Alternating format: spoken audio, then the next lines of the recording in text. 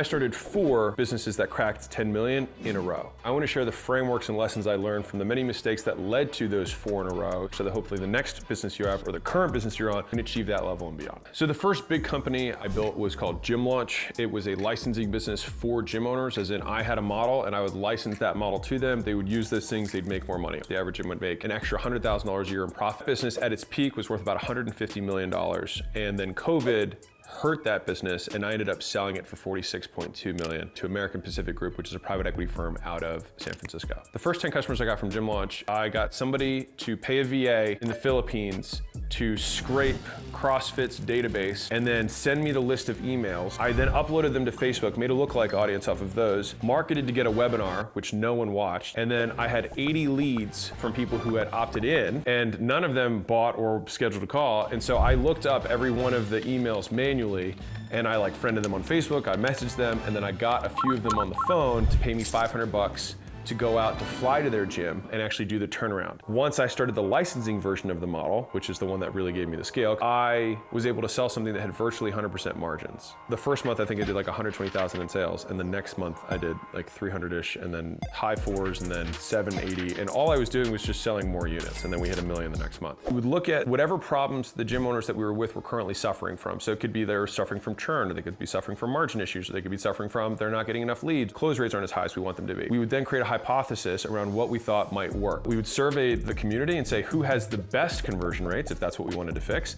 and then we'd invite 20 of them onto a call. We would take all the notes to figure out what things they were all doing, and here's the important point. We didn't say, great, we're gonna do all these things. We try to see the few things that they were all doing. Then we'd say, hey guys, this is a big deal. This is worth the cost of change. You're gonna have a demonstrated long-term benefit to the business. For context, my best gym did about $600,000 a year. Our average gym, who's a gym lord, made $600,000 a year. Big picture is that the product has to be exceptional. If your customers are in love with your product, which takes more time, because people are like, oh, you threw this thing together. It's it took 6 years for me to put all those pieces together and then finally be able to monetize that deliverable. And that little inch between good and great is years. But the return you get on it from the word of mouth that compounds is hard to fathom. One of the other big secrets of Gym Launch was that we had a very different approach to acquiring customers. The traditional model of most businesses in general is loss leader, you get someone in for some sort of free thing, you lose money on the acquisition, you make it up in LTV. I came with a different model, and I've since done that in every single business I have. So this is one of the important frameworks that I want to pass to you, and it's something called client financed acquisition. So client financed acquisition basically means you get the customers to finance the acquisition of the next customer. So all you have to do is have enough money to get the first sale. And if you make more in the first sale than the cost to acquire that customer and the cost to fulfill that customer, plus the cost to fulfill the next customer and the cost to acquire the next customer, you eliminate capital as a constraint in the business. You can put $1 in and get 2 customers back, then that next customer buys you 2 more and 2 more and 2 more. All my gyms were able to just crush everyone else because we could outspend them. I've taken that aggressive acquisition perspective to every one of the businesses that I've had. We had many, many terrible things that happened during Gym Launch. I mean, one, we had COVID, which was tough, for gym owners in general. 1/3 of all of our clients went out of business. Another thing that we did that was really bad was we overhired for our support. I had hired an inexperienced director of customer service. She was a frontline rep that we just promoted all the way through. High work ethic, but no experience. And so she hired 35 reps, and we only needed 5. So we had to lay off 30 people. And then that became a thorn in our side for the next 2-3 years because our glass door got smashed. The biggest reason Gym Launch was successful, one is that it was timing. We identified arbitrage on Facebook ads before anyone else did, and we created a turnkey system around how to monetize it. I was running ads on Facebook in 2013. You could put a girl with a bikini and say, click here now.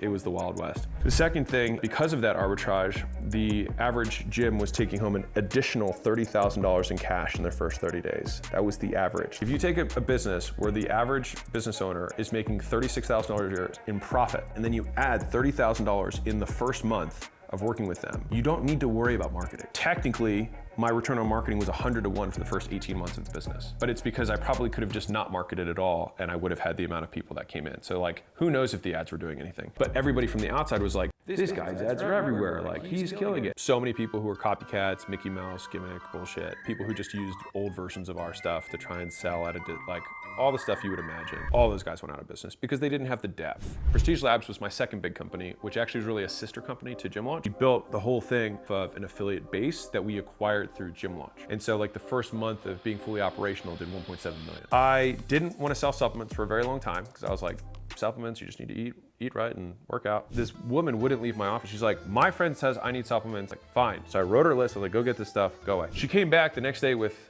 the things and she was like, I just want to make sure I got the right stuff. And I saw the receipt and it had $700 on the receipt. And the thing that I had sold her was $400. And I was like, fuck that. I'm gonna sell supplements. So I would recruit a gym owner and I would say, hey, we're teaching you all this marketing and sales stuff over here. If you just sell every person supplements, it will cover the cost to acquire a customer just from the physical products. And the beautiful thing with selling physical products is that there's no added fulfillment. One of the problems is the more you sell, the more you have to deliver, right? And so it's kind of this double-edged sword where the moment you swipe the credit card, you're like, oh shit, now I have to deliver on this, right? They didn't have to do anything. They literally just swiped the credit card and then we managed centrally, we would ship it direct to the consumer. I wanted to create a brand only gym owners sold. No one else could sell it. We priced it on our home site higher. We priced it 30% higher on the main site, so there was significant savings. On top of that, we gave them a very good selling system because I learned a lot about selling supplements. I made it a recurring subscription. So now they got to have 2 recurring subscriptions per customer. I picked the first 10 customers from our distribution base already. So I rolled out 10 locations and then the next month I rolled out 20 or 30. Next month I rolled out another 20 or 30. And then we did the big launch to everyone. There's lots of little things that we did that were gym specific that no other supplement company could do, which has given us a nice moat in that space. It cost me $4 million to start Prestige Labs. About $1 million of that went to the tech. So we created an entire point of sale for supplements that was specifically made for gyms. So every gym would get a retail kit, so they'd have a full wall of products. They would have a kiosk, which is a stand with an iPad type thing on it. Shopify didn't really exist that. We had to build this whole thing. And then the other $3-ish million went into just product. Biggest difficulties with it is supply chain. So like if you run out of one ingredient on one product, like you can't sell the product. There are also legal firms that will buy all your products and try and test to find something that's off or underrepresented or whatever. There's predatory law firms that as soon as you have a patent, they'll just try and find people to sue and they'll just like basically rev share on the amount of money they can get. The end consumer is just not sticky. And that's just because people don't stick with fitness stuff in general for a long time. So the biggest lesson I have for you guys, Mosey Nation, around Prestige Labs is that I probably shouldn't have done it. That's the real. It is a good business, but I think that if I had allocated more time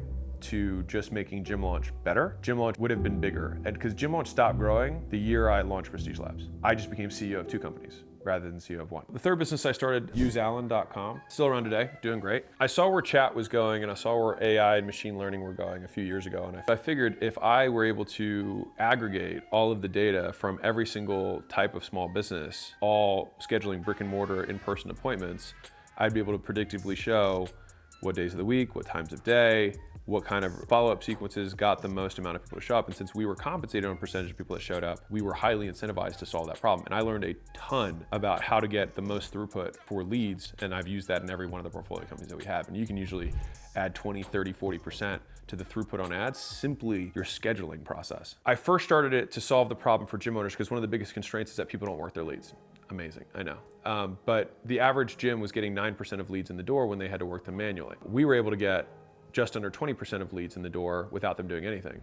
And the average front desk person costs $2,000 plus a month, and we could do it for a fraction of that. Sold the first 10 customers of Alan by going to our distribution base and saying, hey, do you want to try this thing? What was interesting is that we very quickly realized that we couldn't expand outside of our distribution base. The breakthrough was that I realized that we needed to get agencies on board rather than getting small businesses on board, because they'd be like, great, I can work my leads. How do I get leads? And then we're like, oh shit, they don't know how to get leads. So then we started selling agencies, which had another degree of leverage, because if you sell an agency, they could have 50 small business owners underneath them.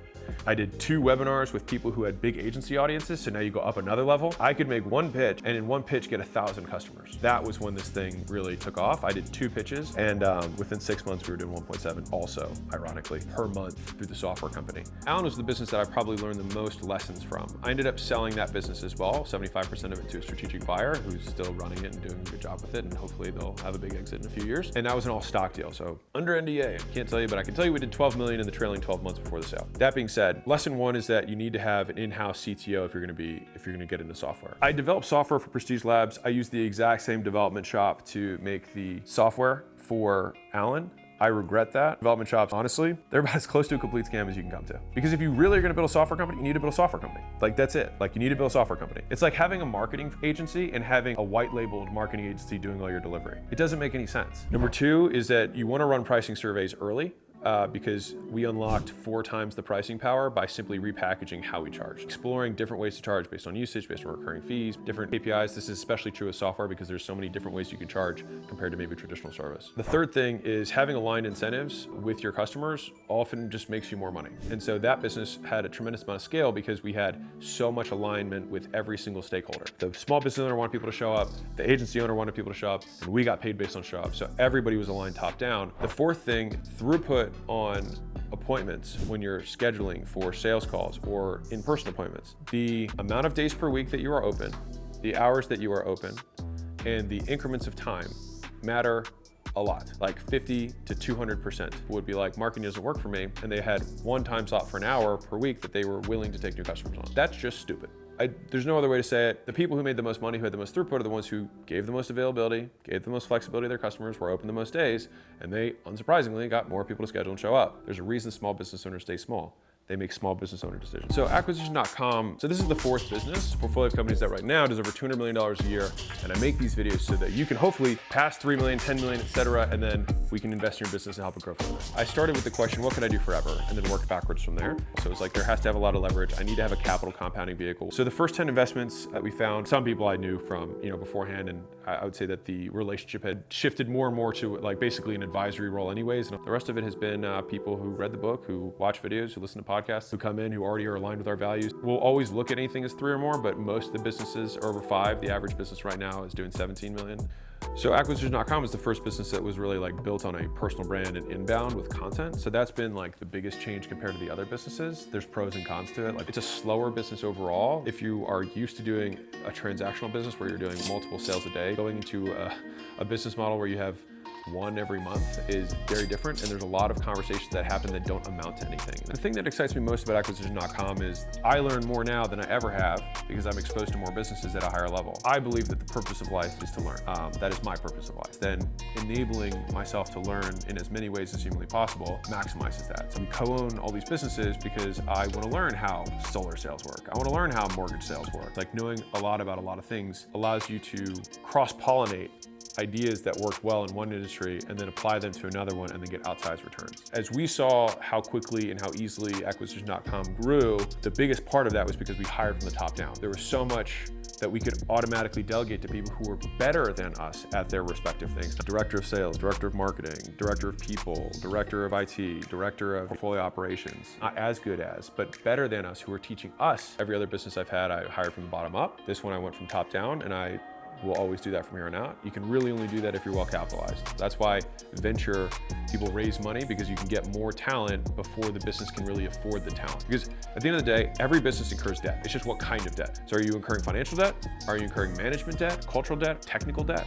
And the question is, which one do you want to pick and have to pay down later? And so for us, being the bank was willing to pay down financial debt to not have to pay any of the other debt down in the future, because ultimately on a longer time horizon, we'd move faster. And the other thing is that we have made recruiting talent the single core competency of the business. Most of the companies that we're bringing on, the entrepreneur needs more talent.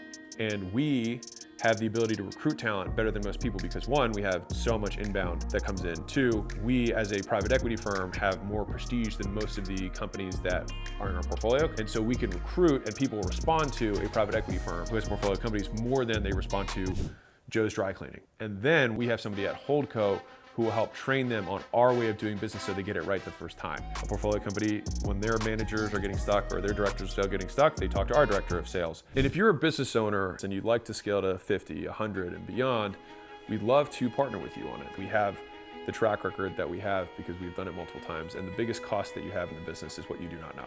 And so if we can help you pay down ignorance debt, and we can drag what you might already do in 10 years and 3 years, then for us, that's a win for everyone. So if that's interesting, you can always go to acquisition.com. Go there, apply through the site, and look forward to hopefully working with one of you guys.